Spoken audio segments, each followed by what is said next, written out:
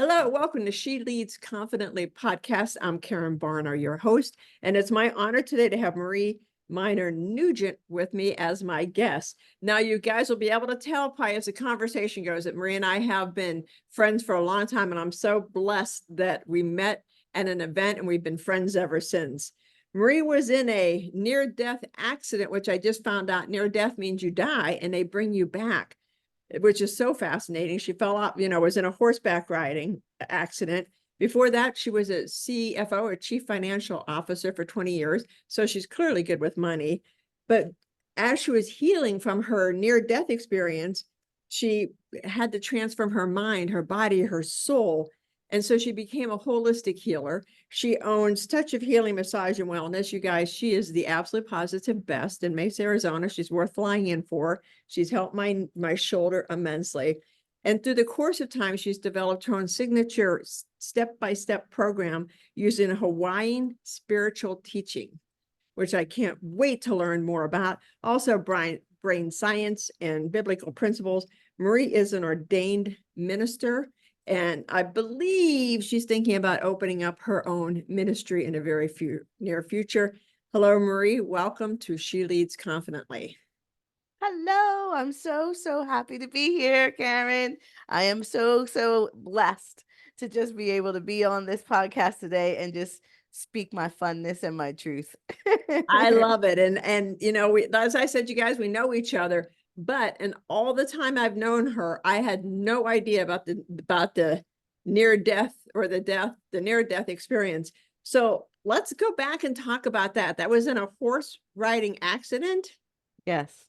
So I was actually at a Christian camp. I don't know if any of you out there, when you were in your youth, went to camp in the summertime. But my parents invited myself and my boyfriend at the time to come to this camp, and he was actually the camp leader for the ministry that was with horses. He was helping the children to ride horses and teaching them about horses and how they showed up in biblical times. And so, anyway, I went there and I've been riding horses my entire life since I was a small child. So I went there to ride horses. And I got on the horse that morning. It was a beautiful day. And the horse was wonderful. I went around a few times, and it was just a really beautiful day, beautiful experience. And then out of nowhere, one of those toy airplanes, or I don't know what they call them today, androids, came flying overhead, spooked the horse, and the horse wanted me off. And so the horse just began to first gallop very quickly, and then the horse decided that I needed to be off, and it started bucking and bucking and bucking. And when you are, you know, used to being on horses, this is something that you just hold on tight and and do what you got to do. But unfortunately, I couldn't hold on any further, and I came off the horse. And when I came off the horse, my right foot got hooked in the stirrup. And Oh my gosh. the story after that is not told by me, but more told by my boyfriend because I was gone. And once I hit the ground, I was out, and I was dragged 50 feet or more until my foot got released from the stirrup. And he came running over to me and just covered me with his body and began to pray, and then took my pulse, and there was nothing.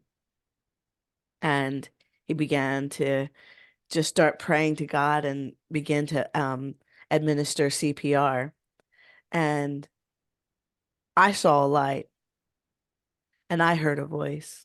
And that voice said, "I'm not ready for you yet.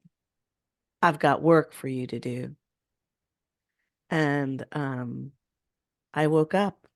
I saw this light.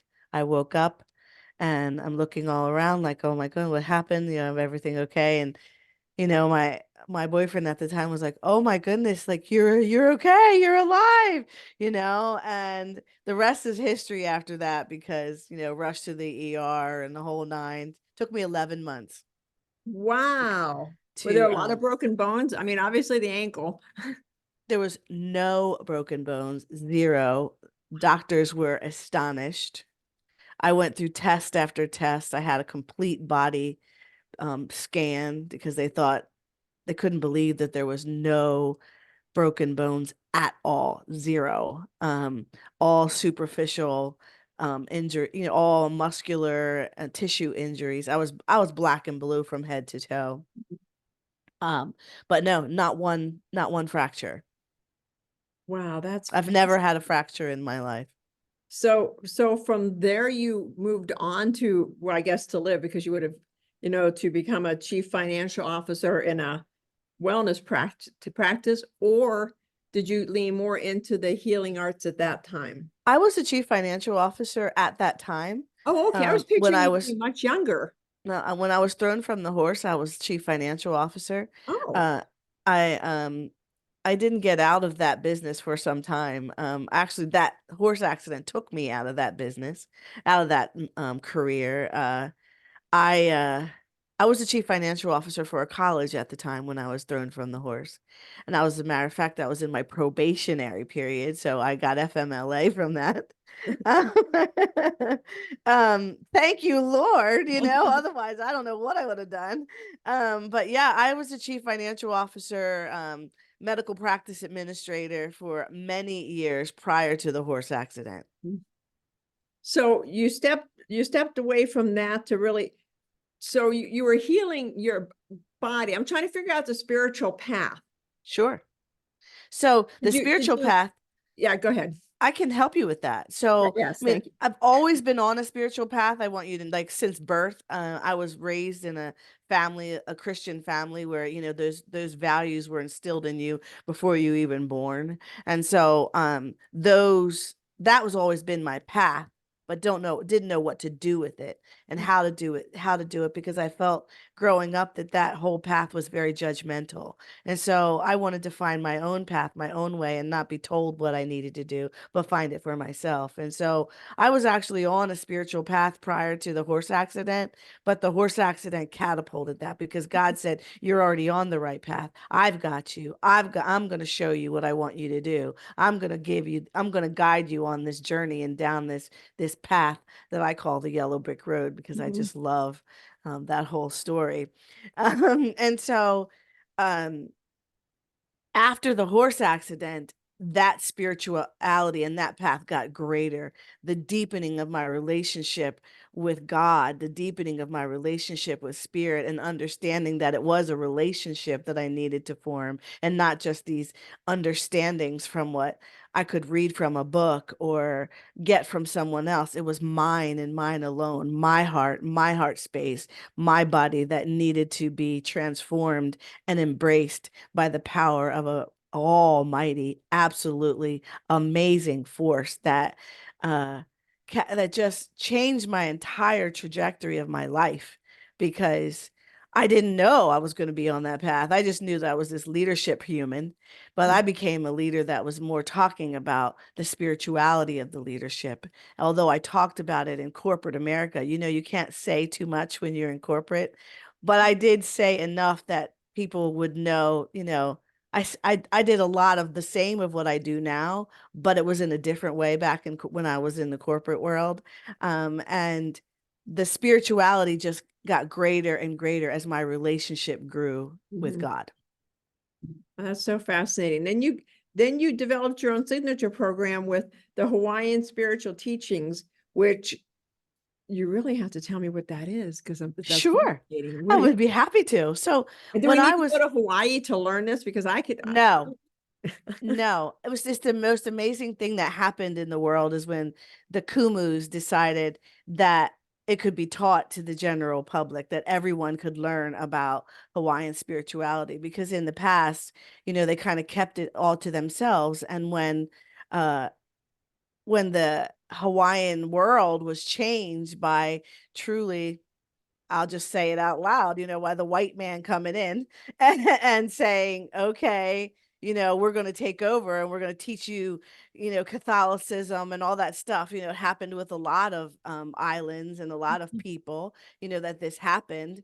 And I'm part of both sides of all of it. So it's kind of good for me to even be able to talk about it that, their lives were changed when the Hawaiians were told to put this stuff underground, that you Mhm. can't teach this stuff anymore. You can't do this stuff anymore. And so they have always had their spirituality and their things that they did inside their homes and inside their tribes for many, many, many, many, many years, going way back. And then I guess it was in the 80s, 70s and 80s, when more of the Hawaiian culture came out. And then Kumu Abraham Kauai, who is my Kumu, um, he decided that he was going to teach it out there to the world. And so he started in the United States and off into Europe and to teaching Hawaiian principles. And I think that it's been amazing journey for myself. And I loved it so much that I'm like, I'm going to embrace this into my life. Aloha is my life. I am a spirit of love. And so that's really what the foundation is all about. And God is love, and aloha is love, and mana is, that spiritual energy. So, it all has different context in different um tribes, Mhm. different origins, but all the same concept when it comes to this nucleus of it, which is love. So is it teachings? Is it, I mean, do you, because I'm trying to get a handle on it, because I know you're an energy worker. You're more of an energy worker, which with massage therapy, all that is energy working. Is coma more of a state of mind, or are there like steps that you go through to Well, I do it? think, there's a lot going on out there in the world with change, with teaching people. People try to look at it as like there's this new age. That's what they try and call it. It's Mhm. really not a new age. Okay. It's an old age. So I wouldn't say talking about Hawaiian principles and Hawaiian ways of life are, a step by step. It's like it's incorporated into what we do in our life and in our lives, like how we operate in the world. So So when you so let me interrupt here. Sorry.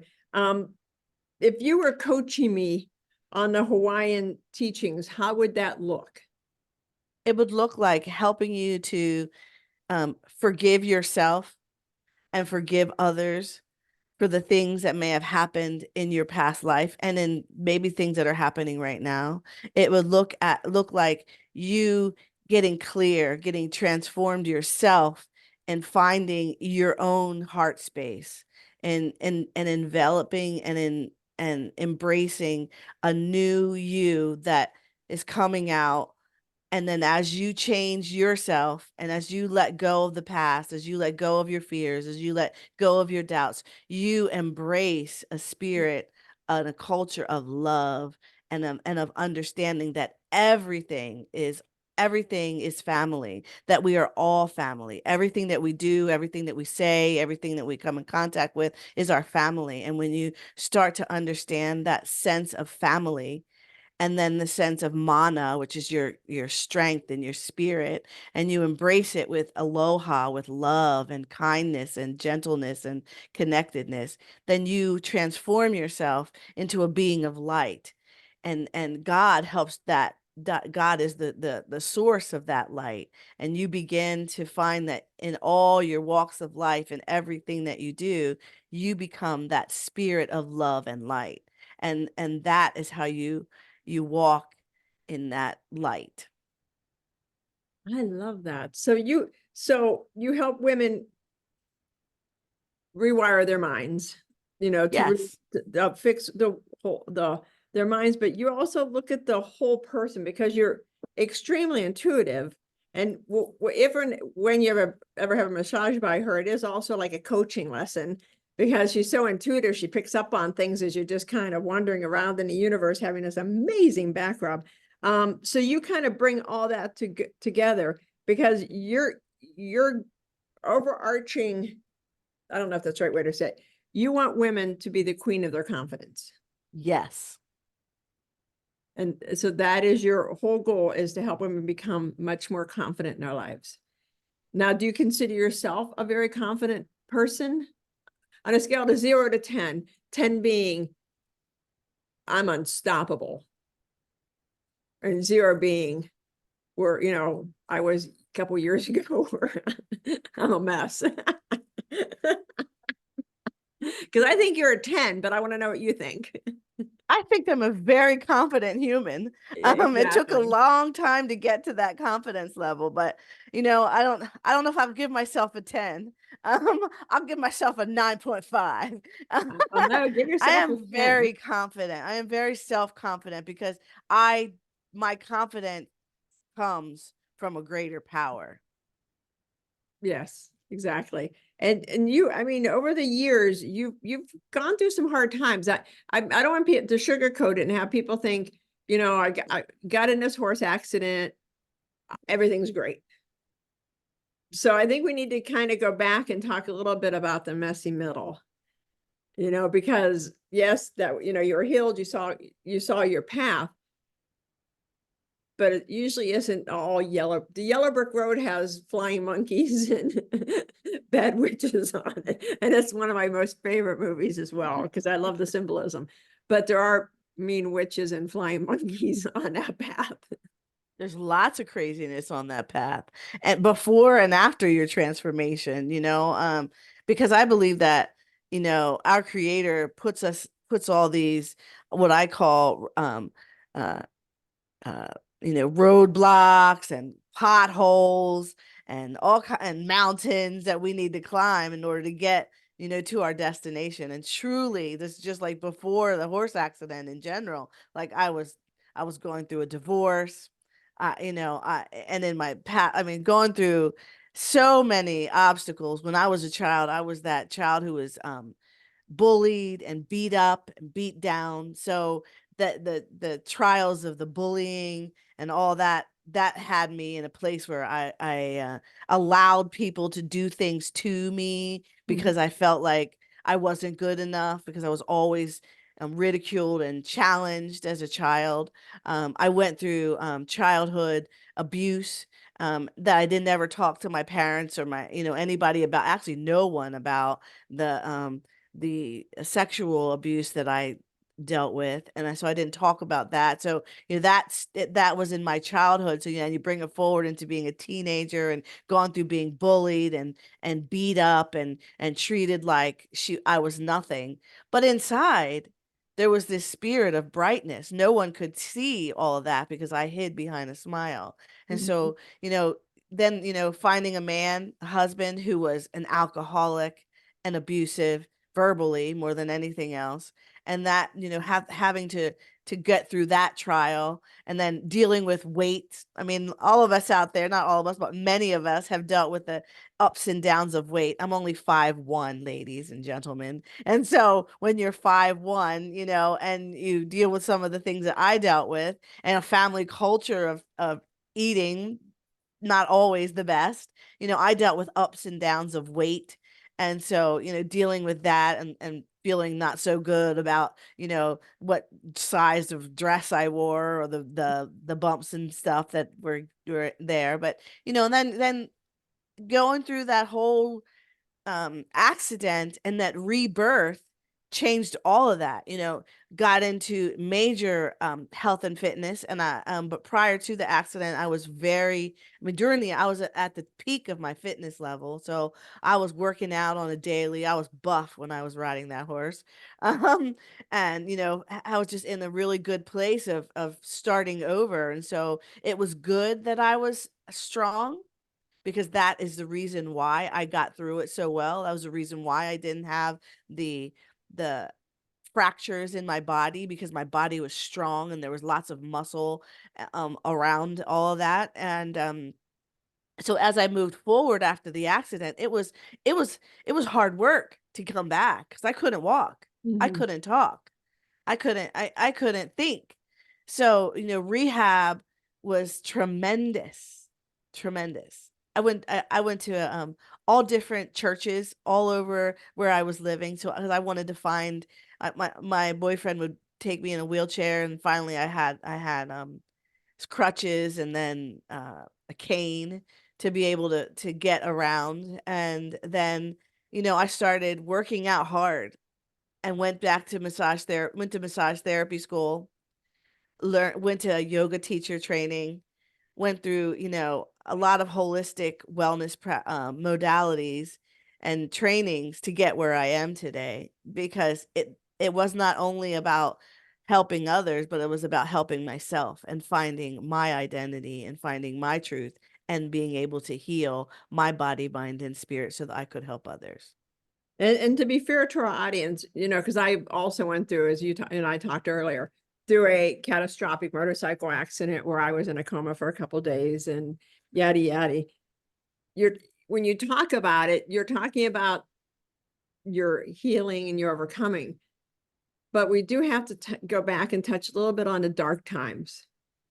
How did you overcome those? Because there's always, whenever you're going through illness or healing, and you don't know what you're going to look like on the other side with all the rehab and that, how did you deal with, we don't need to talk about the darkness unless you want to, but basically, how did you deal with that? For all the women out there that are having dark times, whether they're going through a divorce or whether they're going through an accident, illness, cancer, a sick parent, did you deal with that part? It's like just you talking about it brings tears. So, it was very dark. It was very difficult. And I got through it and with prayer, um, because when you lay on a bed and you can't move and you've got ice packs all over your entire body because it hurts everywhere, and you have to find your voice. You have to find your power to move forward. And I connected into God. I can just say that I arose because I decided to let go and surrender. Um, and I prayed a lot of meditation, a lot of listening to different sounds, different music, uh, a lot of just tapping in to my heart space. Me and God has started to have a really huge connection during all that dark time. And did you find, because I found after my motorcycle accident, after the recovery, because I was still in college at the time and I had no insurance and didn't know I could have sued the guy that I was on the motorcycle with. If only I would have known that now. So I was also broke. I found that I pushed it back. You know what I mean? Because I had to go to school. I was working full time. I couldn't stop. After, the healing and all the rehab and that, I couldn't stop. I had to keep going. Did you find that you did that and you kind of push stuff back that you're still kind of looking at now? Oh, yes. I pushed so much back. I pushed my entire life back and said, okay, we're going to start fresh. We're going to start something anew. And I didn't know how to move forward. When you've been this like vibrant, boisterous, lively person, doing all this stuff, and then all of a sudden you're down. I shut down and I closed myself off from everybody. So what would you say to people going through that now, or even people that have gone through the dark times that are just now looking at it? Because I mean, I believe with the eclipse, it created a powerful energetic force that's taking place right now. And a lot of people aren't realizing that there's a lot of eclipse power, and if stuff's in their past, it's coming up. So what would you say to them that pushed it back? But you can't push it back forever, because God, spirit, universal power, whatever you choose to use, is gonna say, no, we got to look at this. There's a song that I used to sing online, and I still do every now and then, that helped me to get through it, because when the pandemic happened, it kind of brought back all those feelings that I had when I was in that horse accident. It was like, oh no, is this, I have to go through this trauma again, some other kind of trauma. And But before you go there, I am going to interrupt you real quick, because I do know that you struggled during the pandemic.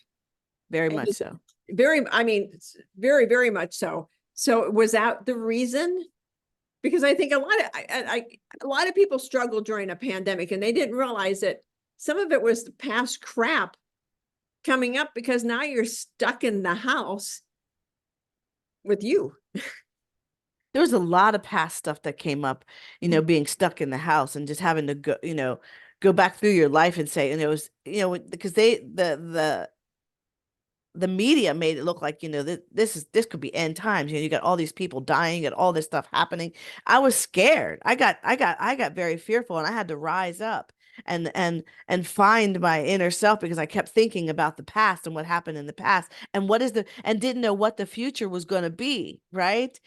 So my goal when it all started was to then give that hope to the world. So I started going online every single day, talking to everybody, singing, dancing, moving, meditating, anything that I could to help anybody out there who was willing to listen, to not lose hope.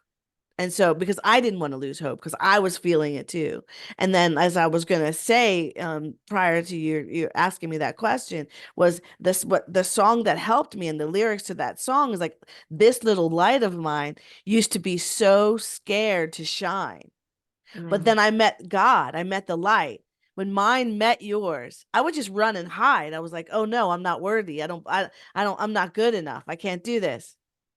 But then I learned to shine bright and let the whole world know Mhm. that everything's okay. And so, if I was to tell anybody out there that's going through a tough time, that's dealing with darkness, or dealing with pain, or dealing with hopelessness, just know that you can get through it. You can. And for me to tell you, the best way to get through it is to just go deep, get quiet, listen to the voice of something greater than you, and allow yourself to be transformed. Allow yourself to find the strength from a higher power, because that's where the strength is.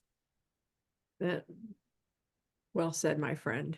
And I have so many more questions to ask, but I feel like we should end on that because that that says it all. Um, Mm. so as we wrap up, as I said, you're the owner and founder of Touch of Healing Massage and Wellness. What else do you do? How can people get in touch with you? How can people work with you? Tell people how amazing you are. So, over the course of this pandemic, I've definitely changed a lot of things going on in my world. I will always be a holistic wellness practitioner, a mind and body wellness person. I love giving body work and doing energy work and coaching. But in the end, you can reach me. You can reach me on Facebook. Anywhere on Facebook, Marie Nugent Coaching, Marie Minor Nugent. You can reach me on and my uh, website, touchofhealing.net, if you want to schedule a session with me. And just know you'll see me. You can see me out there in the world, because I'm a huge digital creator out there in this social space. So, and my rebrand is coming out all this week. So, get ready, get set, let's go. I'm here to help transform the world, one spirit at a time. That's awesome. Thank you so much for being my guest. This has been wonderful, informative, and brings up the need for another podcast between the two of us, because I have a couple other topics that we might need to go down the road of. So thank you, everybody, for tuning in. I appreciate this. We appreciate you. Thank you very much.